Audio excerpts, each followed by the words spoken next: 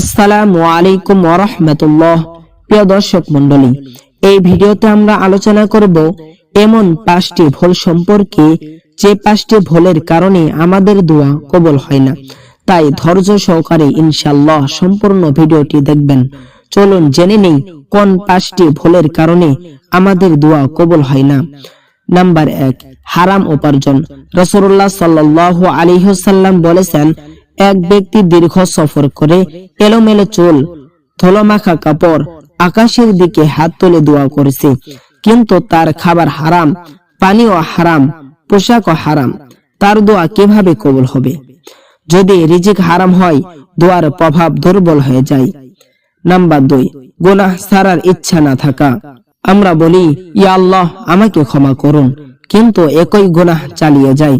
কোরআনে আল্লাহ বলেন, তোমরা আল্লাহর কাছে তওবা করো, খাঁটি তওবা।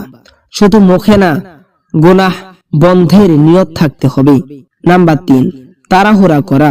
রাসূলুল্লাহ সাল্লাল্লাহু আলাইহি ওয়াসাল্লাম বলেছেন, তোমাদের দোয়া কবুল হয় যতক্ষণ না সে তাড়াহুড়া করে বলে, আমি দোয়া করেছি কিন্তু কবুল হয়নি। আল্লাহ 3 ভাবে দোয়া কবুল করেন। 1, যা চান সঙ্গে সঙ্গে দিয়ে দেন। 2, কিছু সময় পরে দেয়, কারণ এর থেকেও ভালো কিছু রেখে দিয়েছেন আল্লাহ। 3, দুনিয়াতে দেন না, আখিরাতে দেন, তাই ধৈর্য ধরুন। 4, মনোযোগ ছাড়া দোয়া। রাসূলুল্লাহ সাল্লাল্লাহু আলাইহি ওয়াসাল্লাম বলেছেন, তোমরা আল্লাহর কাছে দোয়া করো কবুল হওয়ার দৃঢ় বিশ্বাস নিয়ে। নাম্বার 5, আত্মীয়তার সম্পর্ক ছিন্ন করা।